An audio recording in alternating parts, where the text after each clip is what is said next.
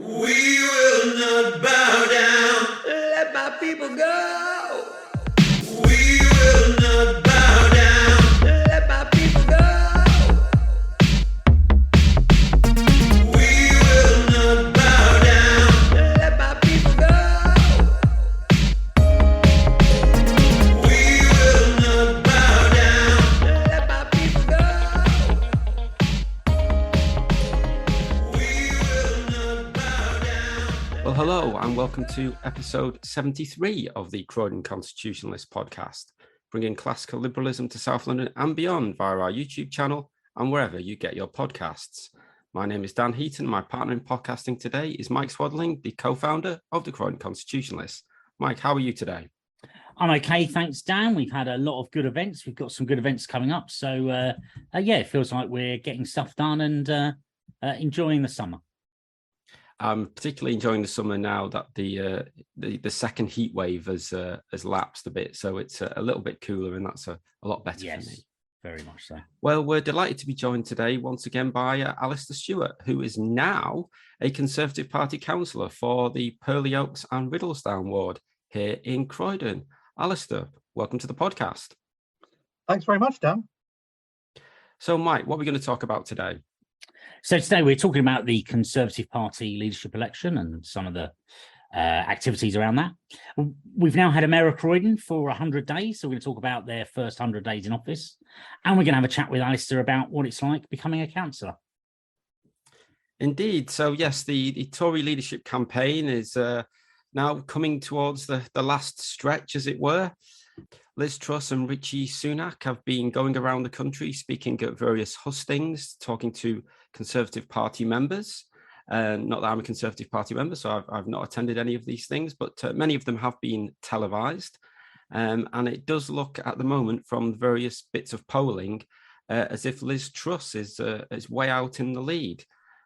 Mike, what have you made of the campaign so far?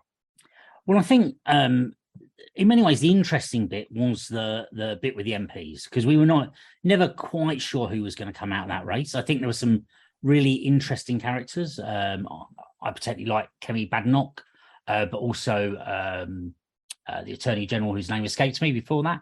The more right-wing candidates, the more Brexity candidates that were prepared to set out a different vision from what we've had for the last couple of years of Boris's majority. That was an interesting bit, and there was also interesting One Nation Conservatives coming forward. There was a real choice for the party. I think since we got to the last two, we've known it's kind of been Liz all the way, and I know she's recently even pulled ahead in terms of MP supporting her now. So it's dulled down, and it's kind of reassuring for someone with my view that the more traditional Conservative, the more Thatcherite Conservative will always look like the one that was going to win the party. Alasdair, obviously you have a keen interest in this subject. What have you made of the campaign so far? I think for me, I sort of started when it got down to the final two, not really knowing who to vote for. But going further back, I was really happy actually with just the number and diversity of candidates, not just the diversity that the woke left wanted to focus on, but actually the diversity of views and representation from across different perspectives of the Conservative Party.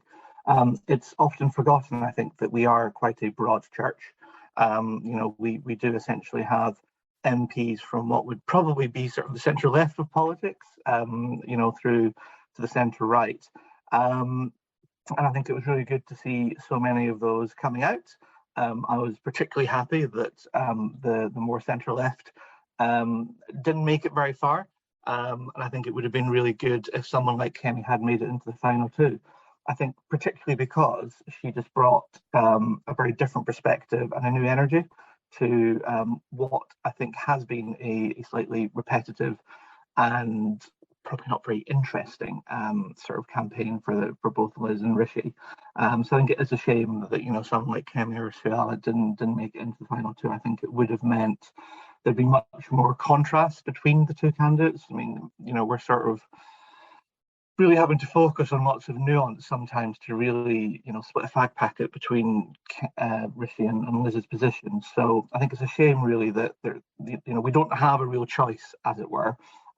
Whereas I think thinking back to Boris versus Jeremy Hunt, there was a very clear choice for Conservative Party members like myself. There were two quite different views of how we should address some of the big challenges of the day, which at that point was Brexit and how we move the country forward.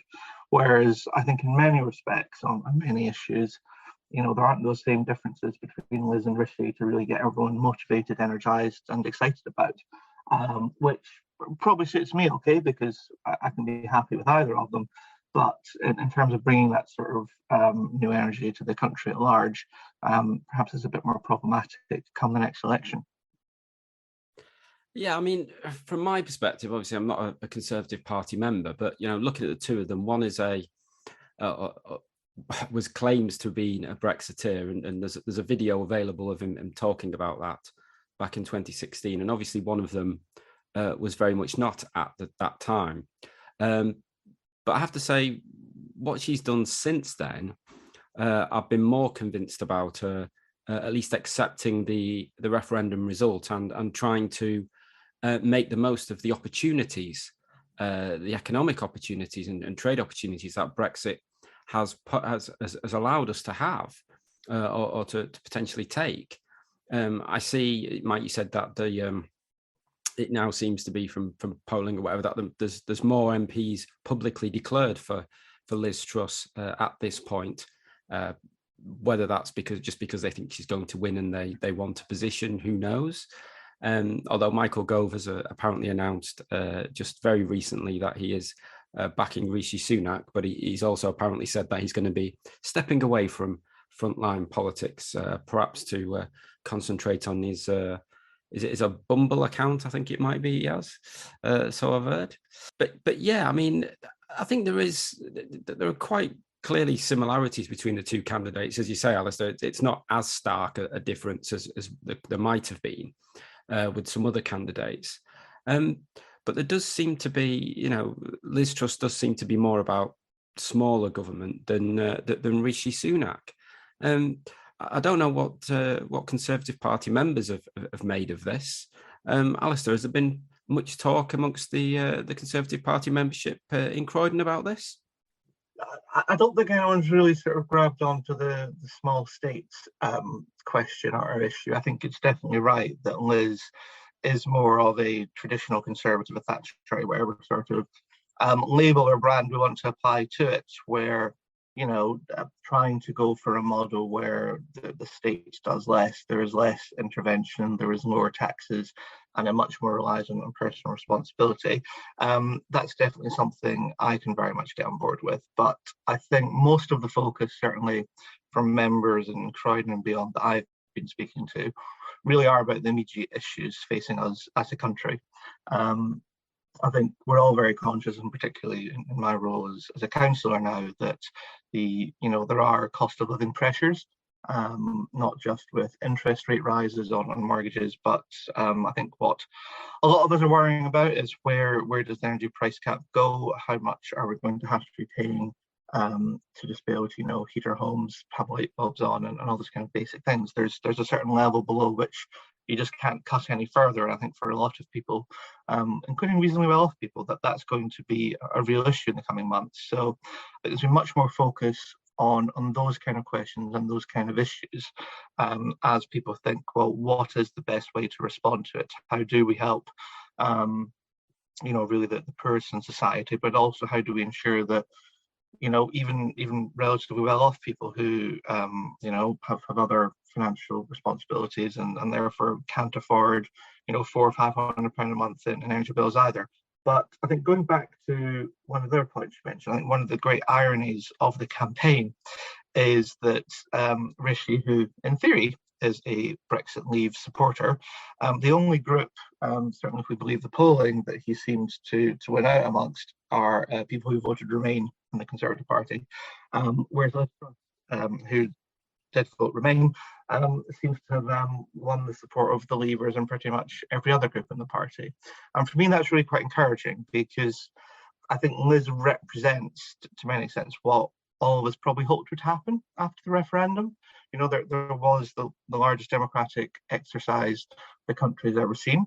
There was a decisive margin of victory for Leave, and people like Liz have really demonstrated their ability, I think, to recognise that was a democratic decision of the country. She's watched as the EU have not treated us as a friendly neighbour, but rather, you know, as someone to be squashed and pushed around. And she's shown that, I think, that great British spirit of standing up for us. So I think it's a shame, really, that as a society and as a country, more people haven't sort of switched to recognise their democratic mandate, and even if not enthusiastically adopting much of the Leave position, as I think Riz has done, but you know, at least moved a bit more in that direction. So I do think it hopefully bodes well for the future of the Conservative Party, that the Leave Remain divide that was very apparent in Boris versus Hunt, we really seem to have gotten over that. I think, you know, represented by the fact that people like myself are probably more inclined to vote for Liz, and you know, people who voted Remain are more likely to support the Leave candidates. So I think it bodes well for the future of the party, but I think we do have some more immediate challenges probably that's often the focus of member discussion at the moment. You mentioned some people who perhaps have not accepted the democratic decision of the people. Of course, there's the old SNP up in Bonnie, Scotland, who are clearly going on about an indie ref too. And of course, Liz was asked a particular question: how do you deal with Nicola Sturgeon? And I think her response was, "You ignore her." We've then seen the Conservative Party hustings roadshow, if you like, go up to Scotland, where there were, you know, significant protests outside by baying mobs. What did you make of that, Alasdair? Sadly, it wasn't at all anything that surprised me.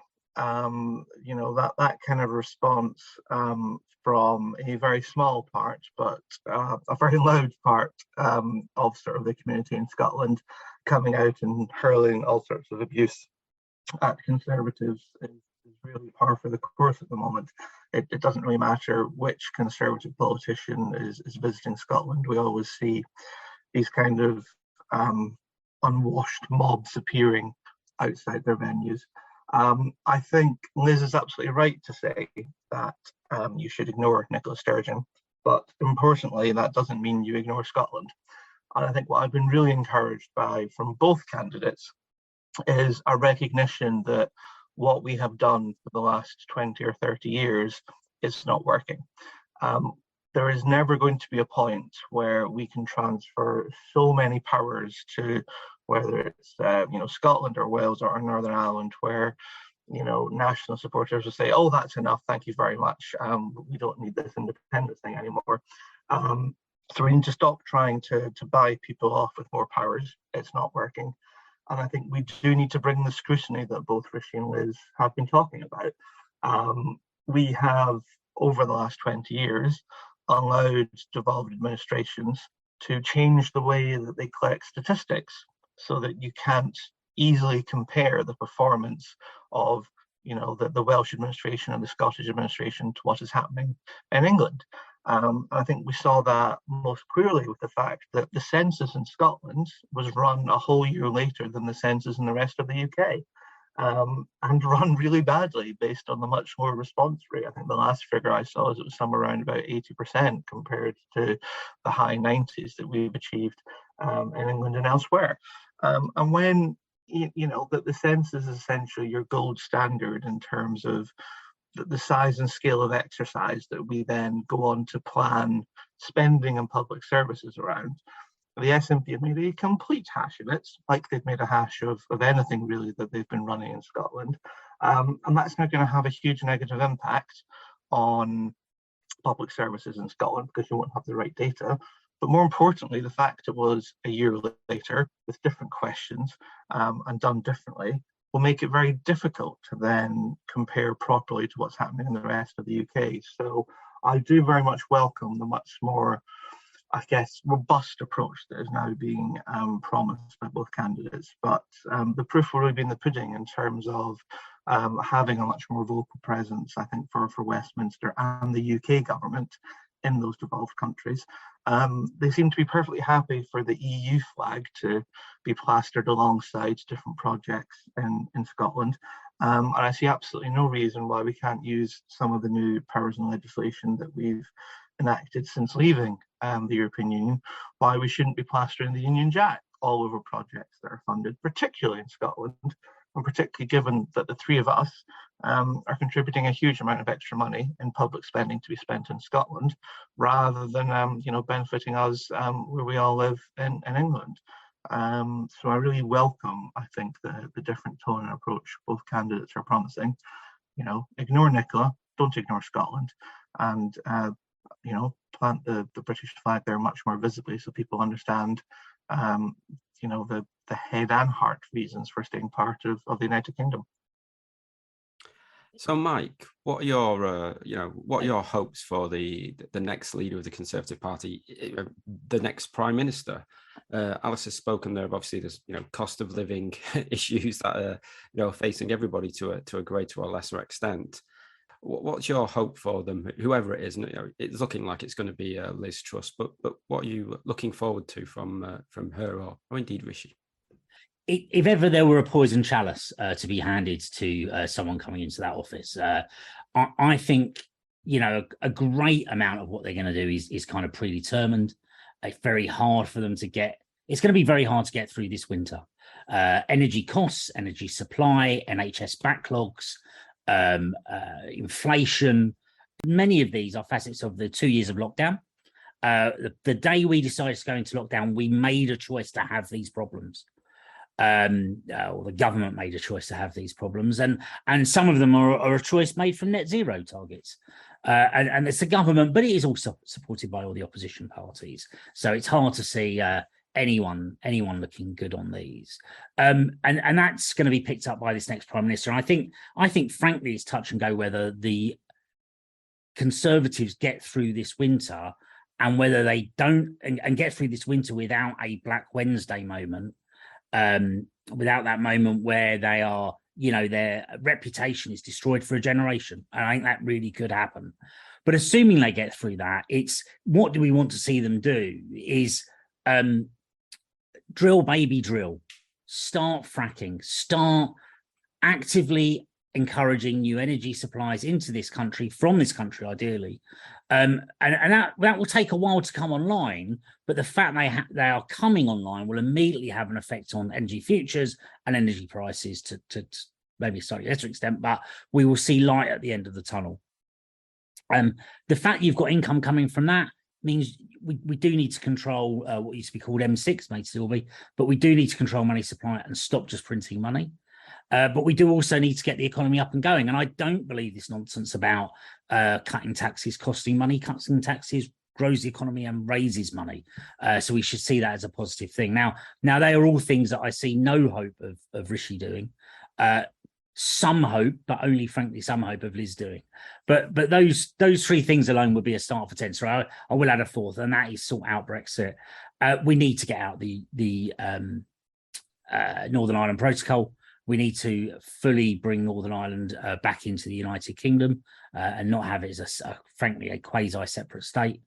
And we also need to, and this just needs to be a one-line bill, say that on matters of immigration, the European Court of Human Rights is not going to overrule British law, and take back control in terms of what's happening on the Channel. We ought to be able to control our borders, whether they're more open or less open.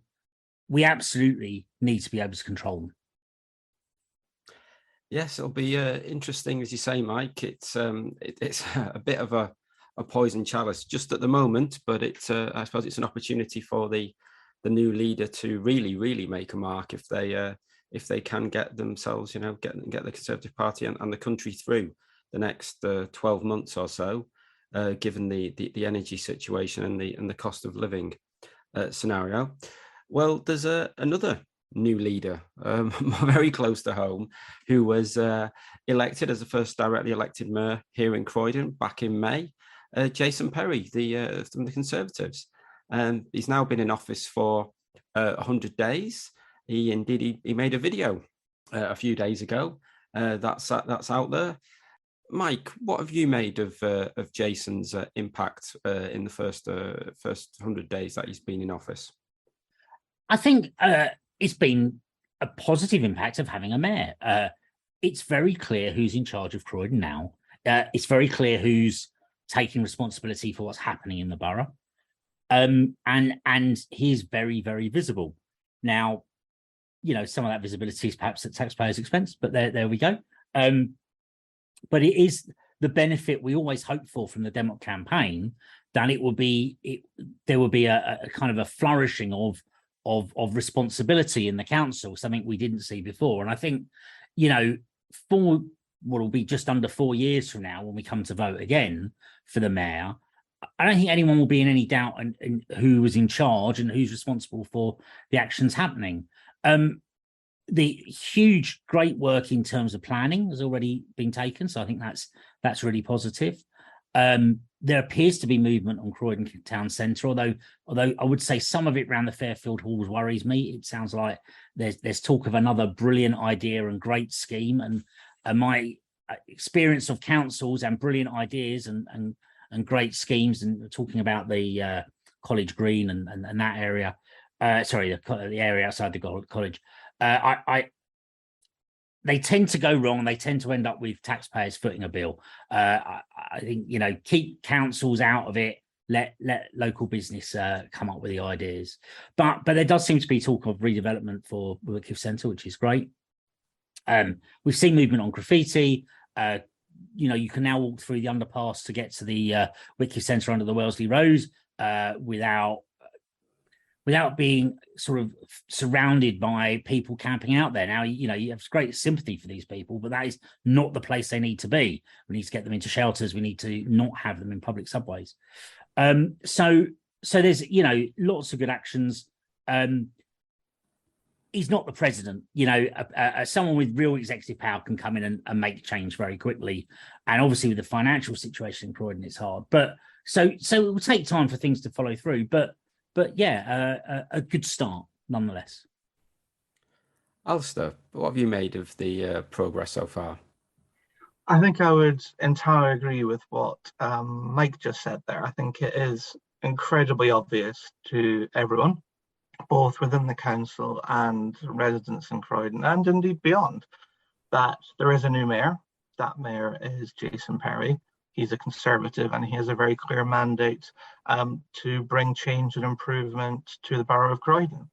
I think, just putting aside Croydon for 1 second, but he's quite possibly, other than sort of the MPs in Westminster, the most powerful sort of Conservative politician in London, in terms of the powers that a mayor has versus other council leaders. And I think to have won in Croydon in May, at a time when Conservative politicians and councillors across the country were losing their seats, and it was not a great day and night for the Conservative Party, I think really shows the commitment of the large group of Conservative members and activists in Croydon that worked really hard to get Jason Perry elected as mayor.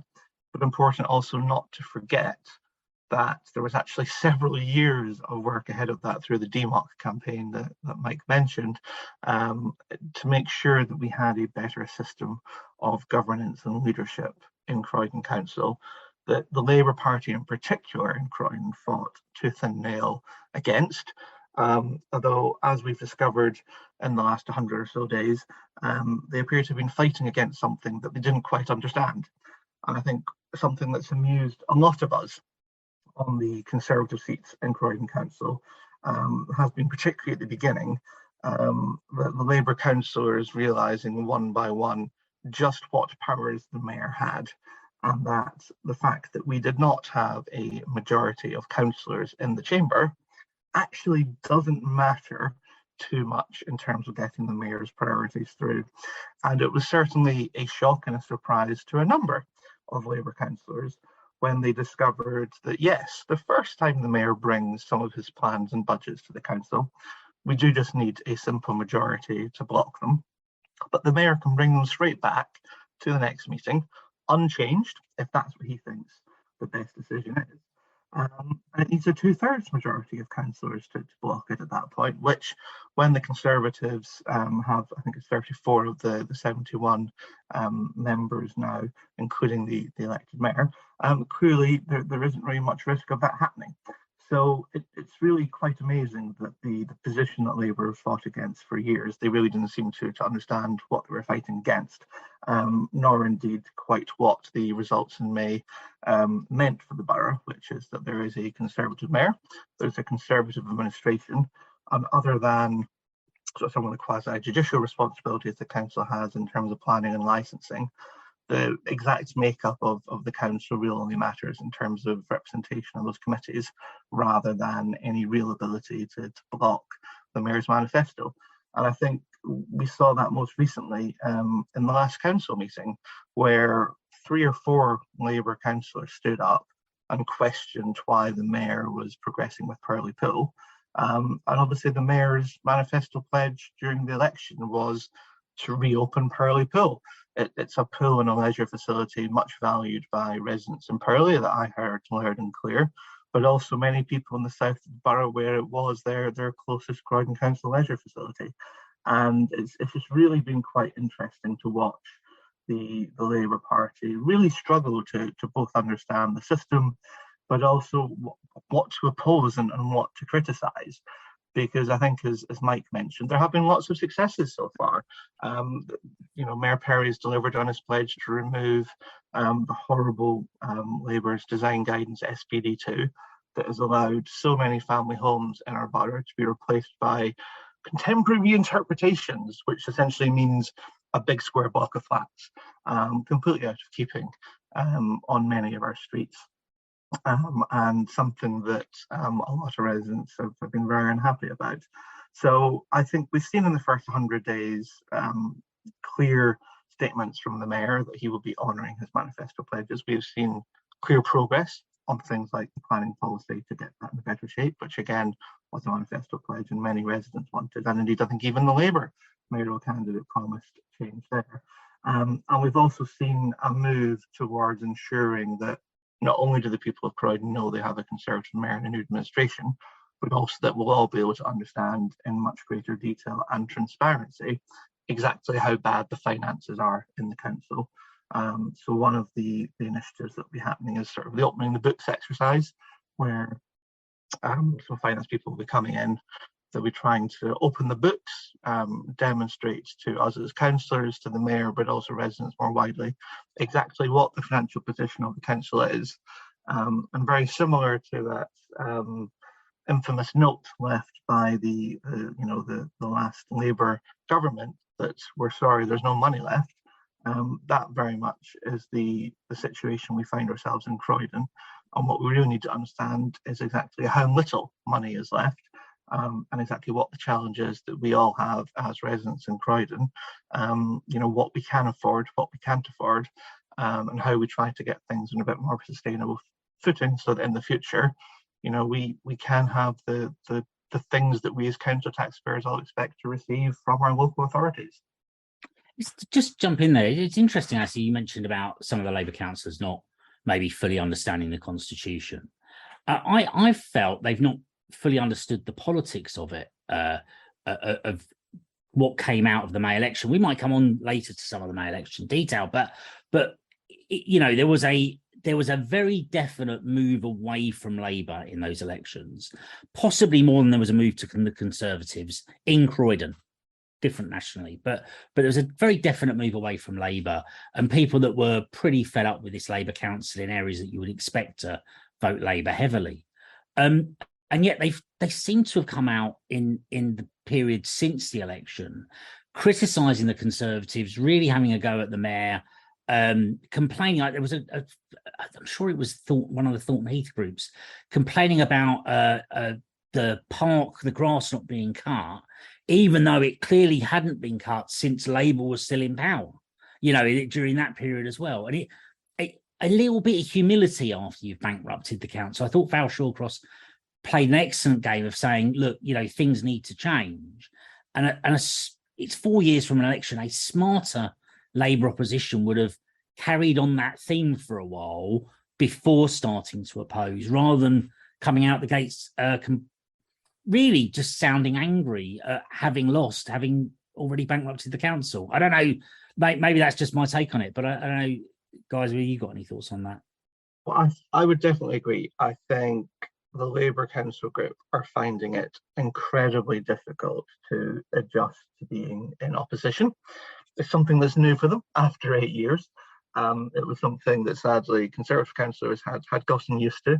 And I think they're just really struggling for that shift in mindset to understand what they should be saying and how actually they well, as they promised to be, they tried to promise to be that they would be constructive in working with the new mayor. But I think as demonstrated by their suggestion that the mayor should immediately start binning his manifesto promises, that doesn't really strike me as very constructive, because they don't seem to have recognised the personal mandate the mayor has. He is a Conservative, but people elected Jason Perry as the Conservative mayor of Croydon. Jason made a number of pledges, and those are the pledges that the electorate are going to hold him to account on. So I think it's quite surprising that Labour were immediately jumping on and saying you should start just binning them, within the first 100 days. It's completely pointless. And you're absolutely right. I remember that video where I think it was even possibly the leader of the Labour opposition group and other councillors had a video complaining about the lack of grass cutting. Well, that was their fault. It's one of the things that came up endlessly on the doorsteps of Croydon. I'm quite amazed that they would bring that up, because I assume that they heard exactly what myself and the other Conservative councillors and activists heard, which was lots of endless complaints about the failure to cut grass, the failure to cut grass verges. But we've been living through a couple of years of some very interesting commentary from the Labour politicians. They were saying that not cutting the grass was a deliberate decision to rewild and provide essentially weeds for insects and everything to pollinate. I mean, it was an absolute load of nonsense. Residents knew on the whole it was a load of nonsense. They didn't want weeds and rewilding outside their houses. They wanted some nice cut grass verges. I think we're probably going to have to wait quite a while for the Labour opposition to adjust to the new reality. But I think there also is an interesting question in terms of whether they will be able to. I think for anyone who was following the sort of ups and downs of Labour's council selections, they were binning a lot of their competent councillors who had real experience. The likes of Andrew Pelling, who is an experienced councillor, an experienced politician, understands how opposition works, and actually did a pretty good job of being involved in the pension committee, for example, which I now sit on and seen some of those past decisions. So they are missing those real heavyweight politicians that could bring some experience, some different perspectives from their previous professional careers, and would make them a more effective opposition, because we do need an effective opposition. I think any sort of governance arrangement only works when you have a good, strong administration, but also a good, competent, capable opposition to hold that administration to account. And no administration has an exclusive monopoly on the right idea or the best idea. And it is through, hopefully, in the future, some constructive work by Labour that we will deliver the best for Croydon in the future. But I think the jury is really out in terms of whether they're going to be able to deliver that. So early days, but progress made, and some more to come. Well, Mike, I think we've got some questions for Alasdair. I do indeed. So, Alasdair, thanks again for joining us. A few questions about becoming a councillor. Obviously, you were pretty well known in the borough. You'd led the Conservative group in the borough prior to becoming a councillor and being on our show, which how can you be more better known than that? But you've obviously had that transition now. So congratulations on being elected a councillor. Can you tell us a bit firstly about what made you choose to run and how you got selected? So I think that was really a different turn of events for me in many ways, because after my time as a sort of chair of the Conservative Federation in Croydon and my involvement in politics through the ups and downs of Brexit, shall we say, I had sort of decided that I probably wouldn't run again. I had ran in 2018 in a very safe Labour seat, not obviously expecting to get anything then. I kind of thought, well, no, I've got a professional career. I'm wanting to settle down with a partner. Politics really isn't for that sort of being elected in terms of that side of politics probably isn't for me. But I think during the pandemic and just watching Croydon Council essentially fall apart under the Labour administration, I decided that I probably do have something to offer as an elected councillor and as someone that wants, that the borough of Croydon, where I've lived and made my home, to be its best. And the only way that we're going to improve the situation is if people with some skills, the right experience and different backgrounds come forward, hopefully get elected, and then hopefully play their part in making the council better. So I did change my mind. I think I put my application in to join what was called the approved list for council candidates in Croydon. I think on the last day, or certainly only 2 or 3 days before the deadline. I was very pleased to then be interviewed and accepted onto that approved list. And this time round, it was slightly different 4 years ago with the boundary review and new boundaries and having to very much compress selections into a very short period of time. There were selection meetings across Croydon where Conservative members had the chance to come along, typically hearing from 6 candidates for a 2-member ward like mine, Purley Oaks and Riddlesdown, and members then vote on who they want, and through a process of elimination you end up with the final 2 candidates who then get selected as the council candidates. Very similar actually to what we've seen in terms of how the MPs sort of voted one by one to whittle down sort of leadership contenders to the 2 that go forward. It worked very similarly. So I was very pleased to be selected by my local membership in Purley Oaks and Riddlesdown. I'm very proud and pleased to live in the ward that I represent. I think that's really helpful. It means that I am around my ward every day. I get to see what's going on. I get to raise issues. I don't think the council always appreciates that too much when you can sort of say you've got first-hand knowledge yourself because it happens to be outside your house and the street, and you can say, well, what's all this nonsense happening? But I think it makes you a more effective councillor. So I was very pleased that I made that decision to change my mind, to think that I had something to offer Croydon, and I've found in the last 100 days or so that I definitely do, and hopefully the residents I've been supporting so far would agree it was a good thing that I changed my mind and decided to go forward and be selected, and then that the residents of Purley Oaks and Riddlesdown had the good sense to elect me, thankfully. Excellent. So obviously, maybe you knew a bit about the role before undertaking it, but what surprised you most so far about being elected as a councillor? So there's very little that's really properly surprised me. I think the 2 things that I have been surprised about is really, firstly, the proportion of what different issues come up. So having spent a lot of time speaking to people on the doorstep ahead of this and plenty of other elections in Croydon, I knew what a lot of the issues were. It was things like grass cutting we talked about before, it was the financial mismanagement of the council, it was all the planning issues, it was, problems with, Veolia and rubbish collection, recycling, all that kind of stuff. And I think what really surprised me actually is just how much the issues with Veolia shall we say, feature in my councillor inbox. I knew it would be an issue, but I've been quite surprised just how much of an issue it is for residents in the ward. I'm very happy to say that I know that has been recognised and that the mayor is trying to do something to improve the situation with Veolia. So I think that was really the first surprise, just, you know, the true extent of the issues around our waste collection and the problems that residents are having, just having their waste collected, which, you know, in a heat wave, you don't want rubbish not being collected and, you know, smelling and all those kind of issues. It's essentially probably the most basic service that we all pay for in our council tax that we expect to be done properly.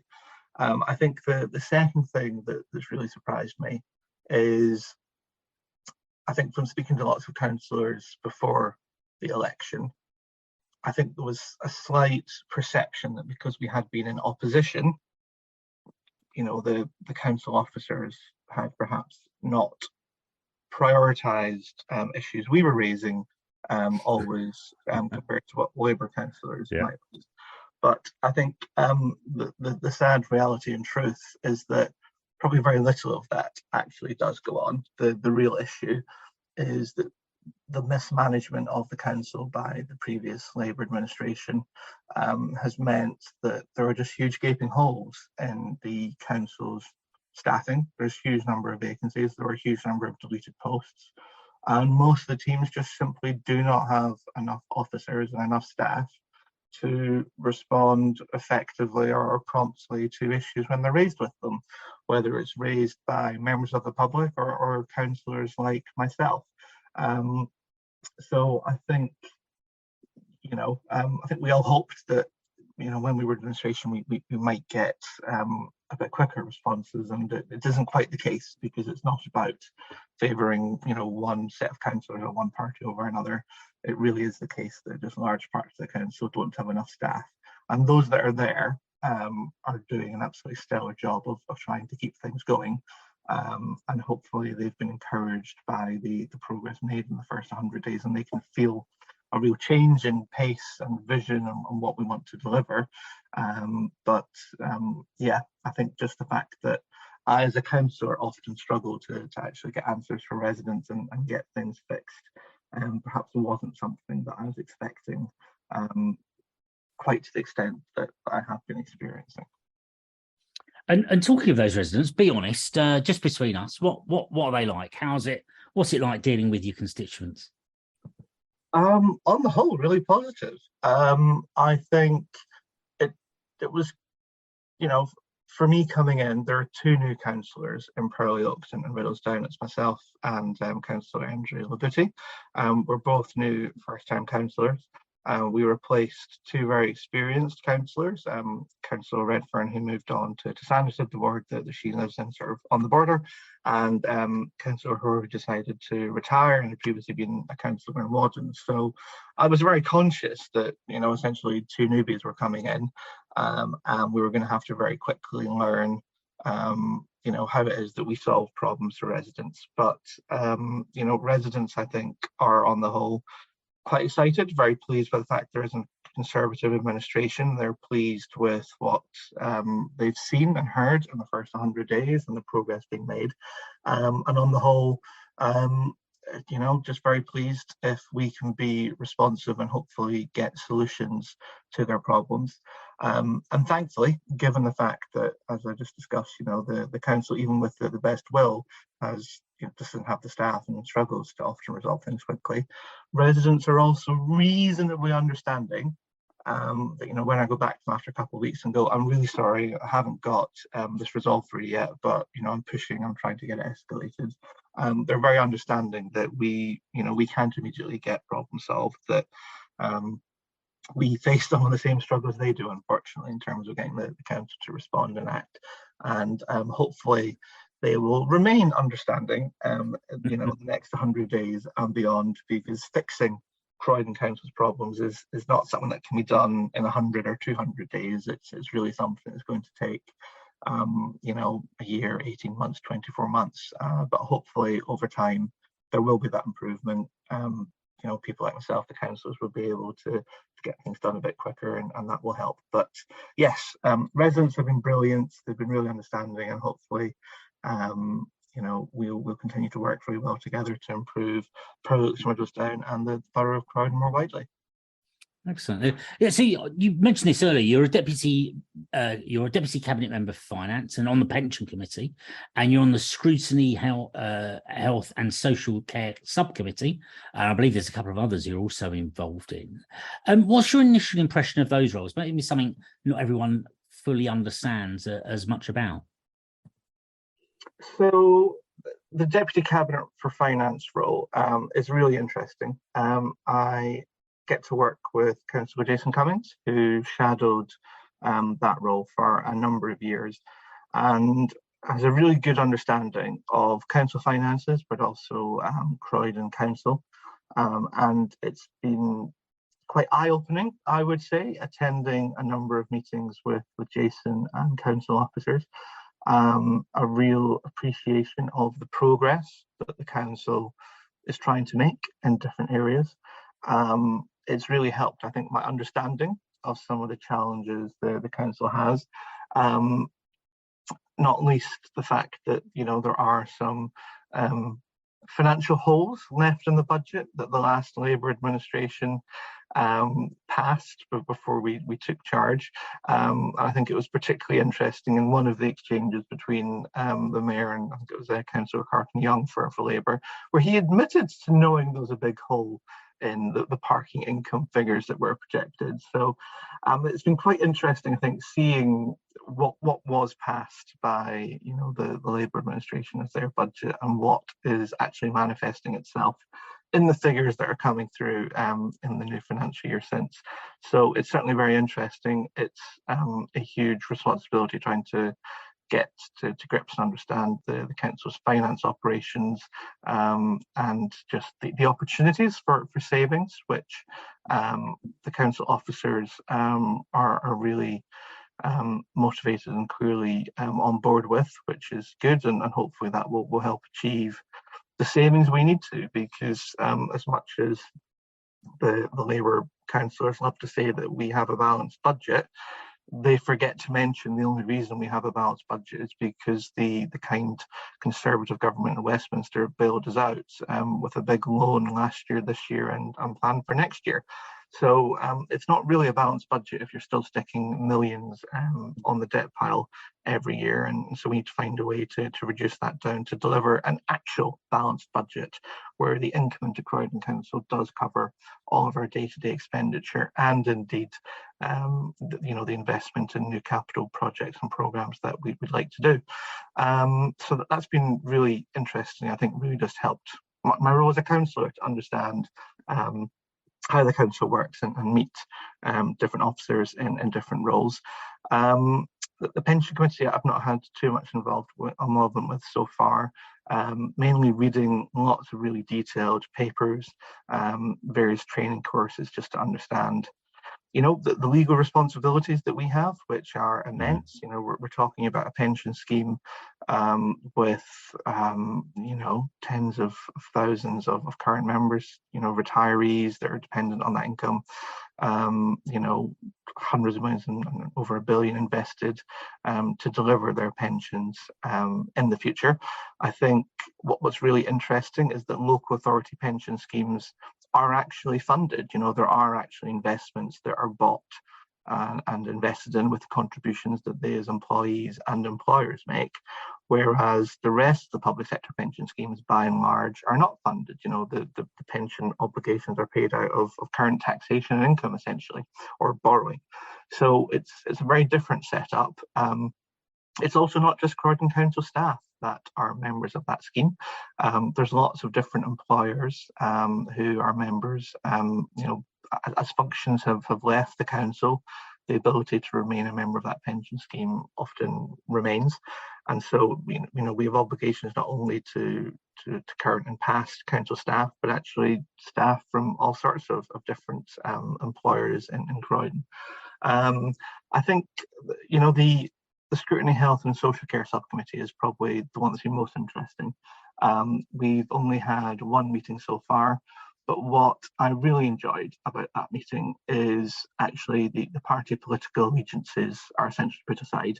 Yes, it's, you know, Conservative and Labour councillors, but we are there to do a job of scrutinising health and social care more widely across the borough. And that's not just the functions that the council is responsible for, but you know, other health trusts that are delivering services in the borough. You know, obviously the Croydon University Hospital and other, you know, big facilities like that are represented. So it's really good, I think, that particularly in that kind of setting and subcommittee, that we all are genuinely working towards trying to understand what the issues are and how the different organisations involved in delivering care in Croydon can work best together to meet the needs of our population, which is both young and old. And we need to make sure that as we do have an ageing population in Croydon, that our health services in particular are responsive and meeting those residents' needs. So I think that's probably been one of the most positive you know, sort of activities that I've been involved with as a councillor so far, because I think it's almost the best side where, you know, everyone is genuinely there to achieve the same thing, and party political issues really don't come into it very much. That's interesting. So obviously we had the elections recently in the mayoral count. We met there, and your predictions were pretty accurate as to what panned out. What surprised or pleased or even disappointed you about the council and mayoral election results? Other than the fact it took 4 days and 4 nights. Yes. Yes, no, I mean, I think the length of time the count took was probably one of the most frustrating aspects of it. You know, the original plan was essentially to get it all done in sort of 2 evenings, and it stretched far beyond that. And we have to hope that lessons will be learned for the next time, because it really was very wearing on activists like myself who do have an important role at the count. So as well as the council counters who are there to count all the votes, different political parties can appoint counting agents to go and scrutinise and observe, and quite frankly point out mistakes. And it's not too surprising that when people are being called back day after day, night after night, that mistakes are being made and people's votes go in the wrong pile. Something is counted that it shouldn't, you know, and it's people like myself who are there hopefully going, oh, you know, you put that in the wrong box. You know, it's a Lib Dem vote rather than a Green vote, for example.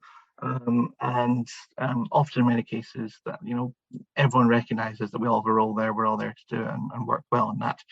I think what perhaps was quite frustrating is particularly for some of the seats that we won, such as, you know, the 2 new Conservative councillors in Newington South, and then the split ward in Newington North with our first ever Conservative councillor in the Newington North ward, Adele, a brilliant addition to Croydon Council. I think it was particularly frustrating that given there were lots of us from the Conservative Party and lots of people from the Labour Party watching those counts, the result was very clear what the result was going to be, you know, that we were going to take Newington South and both seats there, and that it was going to be a split ward in Newington North. That the Labour agents didn't quite seem to appreciate that we all just wanted to get home and would keep asking for recounts or bundle flicks or, you know, anything else to try and extend the process. Completely pointless, you know, but the returning officer did a great job of, I think, balancing, you know, the needs of democracy being seen to be done right versus needing to get everyone home in a reasonable period of time. So I guess just a bit more honesty from some on the Labour side about what was happening, and not to have extended the process a bit more than it had to might have been nice. But yes, we were fairly accurate in our predictions. I think that reflects, as I mentioned before, a lot of the hard work that was done in the lead up to the election. We had a great campaign. We knew where we had to get our voters out. I think that is reflected in the figures that we had for the election, where, you know, the Labour campaign clearly didn't achieve that, given their turnout and their vote was down across huge parts of the North Borough. whereas in the south of Croydon, where we get most of our votes from, we had a brilliant campaign getting people out, and then we had a brilliant campaign in the marginal seats. It was a real shame that in some cases we lost out on an extra councillor by about 30 votes, but we knew where we had to focus. We focused our energy. We worked really well as a political party, and that meant we went into the election count knowing where we had to focus, where we had to scrutinise, where we had to make sure that literally every vote would count, and make sure it did get counted in the right place. And I guess one of the most frustrating things is, when you're sort of observing the counting, I knew the exact result in both Northampton North and Northampton South to the final number for both the Conservatives and Labour. But in many cases, it seemed to take an extra hour or two for the council to come forward and give us the preliminary results. And if people like myself observing it can get a figure more or less immediately, it is a bit of a wonder why and what takes quite so long for then the preliminary figures to be produced. And I think that background activity is really where the council needs to focus on trying to get things working smoother in future elections, because the people doing the counting of the votes, they all did a great job, but it then seems to sort of disappear onto a table behind them when you're never quite sure what was taking so long, or what the issues were. But we did get there in the end. We all managed to get a good night's sleep 3 days later, which was a positive, I suppose. Just on that, and it's something you've mentioned a couple of times about problems at the council. I thought that I was only there the one night for the mayoral count. At one point, I spoke to, I think, all but one of the mayoral candidates who had told, maybe two, who had told me they'd said, you need to postpone the council count. It's not going to happen tonight. We're not going to get this completed tonight. And the council decided, no, we're still ploughing on. We're going to get the council vote started. We all knew that wasn't going to happen.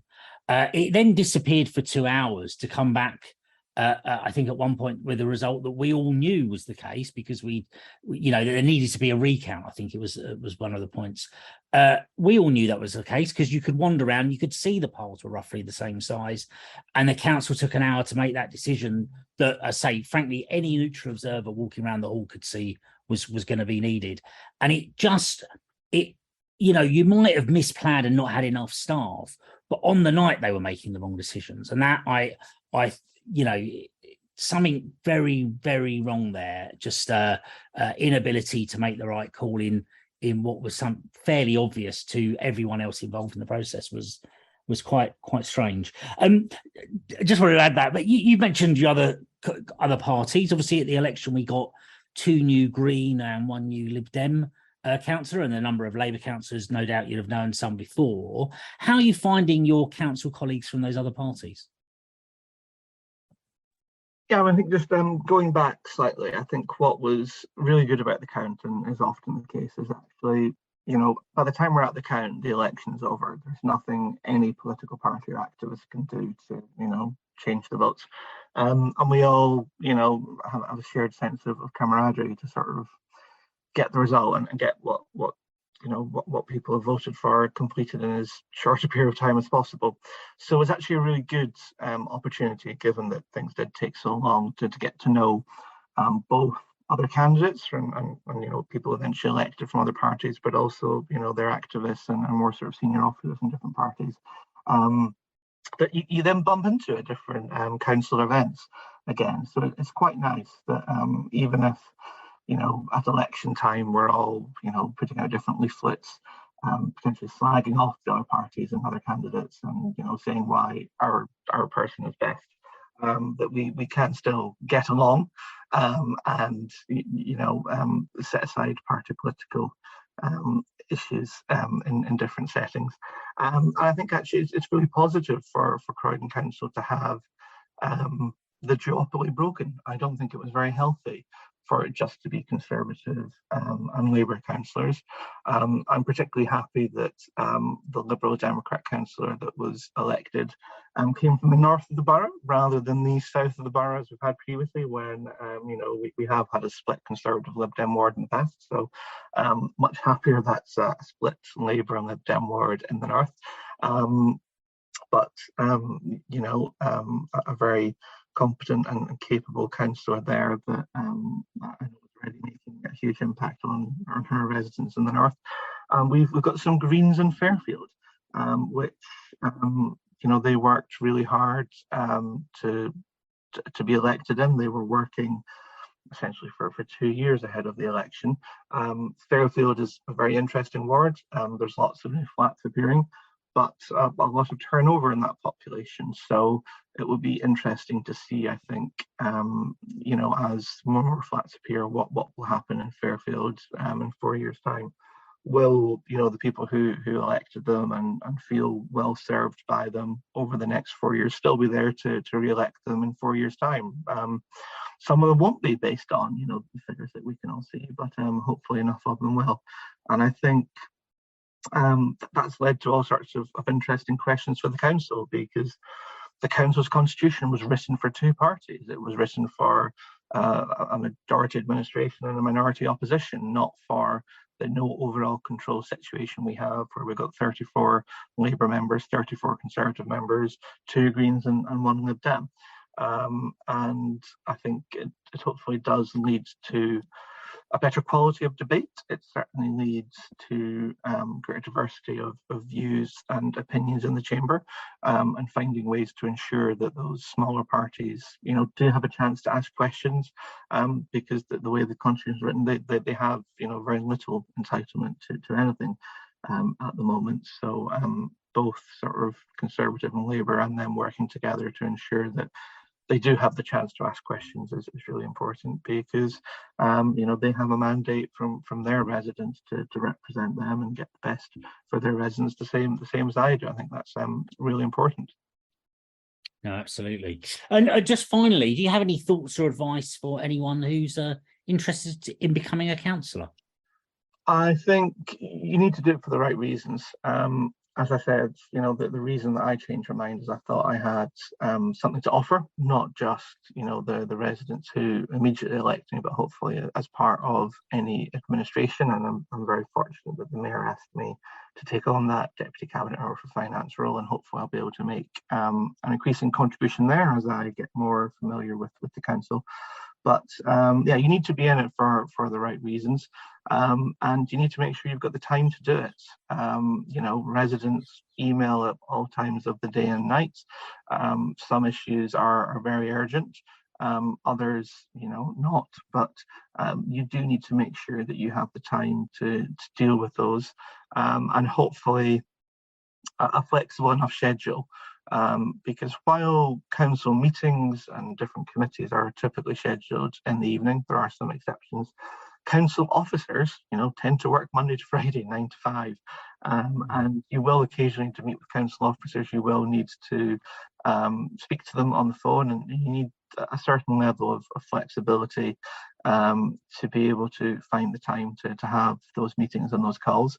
I think that the one positive that the pandemic has brought is probably that more of those meetings are virtually over Teams and similar sort of solutions. So it's not the case that you need to sort of traipse into the town centre, town hall to have a meeting and then get back home. It is something you can drop into a Teams meeting for half an hour in the middle of the day, get the answers or the perspective from council officers, and then go back to your residents about. So that I think is an improvement on perhaps how things worked 2 or 3 years ago. But yeah, do it for the right reasons, and you need to have the time to do it to make sure that you actually can represent your residents properly, which is ultimately what they elect you for. Yes, absolutely. Well, thanks for that, Alasdair. That's been really interesting. Really interesting stuff there, Alasdair. Well, Mike, we've got quite a lot on our website, and we've actually been up to quite a lot recently. Why don't you tell the listeners what we've been up to? Yeah, so we've had a few events. Most recently, a no passports required drinks in fact, this week as we record. Great to see so many people again, and our next drinks are coming up on the 21st of September, 7 p.m. at the George. So come along to those if you want to. We had a great street stall in Purley with Taxpayers Alliance, their Town Hall Rich List Roadshow. That was back at the end of July.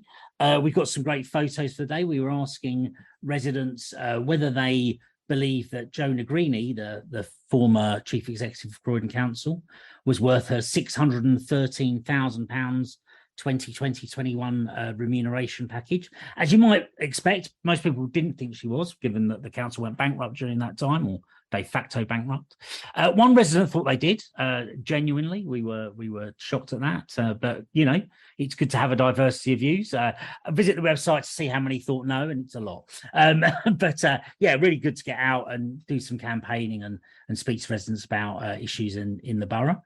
We also had our My Tuppence Worth event, chance for you to be the star, you to speak on an issue that's of interest to you in early August at the South Croydon Conservative Club. Although the name, it's not actually affiliated to the party, but a great chance for people to speak on different things. Talk about, we had a couple of conversations about lockdown, that was a topic for the night. A great speech on social housing and on beauty in housing, a separate speech, and a really interesting talk on mass surveillance and CCTV. So really good event. We've got a lot of speeches up on the website. Have a look, and hopefully next time when we have one, come along and give your tuppence worth. Of course, we've also got some more events coming up. So those are what we've done. But I've mentioned the 21st of September for the drinks, but on the 28th of September, we've got an event in Purley again. This is on climate, rational action and affordability. We've got Harry Phone from the Taxpayers Alliance and Harry Wilkinson from Net Zero Watch, two interesting sort of think tanks and campaign groups, talking about climate change, net zero, taxes around that, and what we can do. So a couple of speeches and a Q&A from them. It'd be great to see many of you there. That's upstairs at Elliot's Bar in Purley on the 28th of September from 7 p.m. Yeah, we've had some really good events recently, and I'm really looking forward to that event in Purley. Well, if you'd like to write for our website or have any stories you'd like us to cover, please do contact us. You can do so via the Twitter at Croydon Const, via our Facebook page, via our website, croydonconstitutionalist.uk, or via email, croydonconstitutionalist@gmail.com. Well, do please subscribe to the podcast and the podcast, and indeed the YouTube channel. Do please like, share, and leave a review. It's always good to get feedback, and it helps others to find the podcast. Well, thank you very much to Alasdair for joining us. Councillor Alasdair for joining us. Thank you very much, Mike and Dan, for inviting me on. Much appreciated. And thank you all for listening. Until next time, it's goodbye from me. And it's goodbye from me. Stay free, everybody.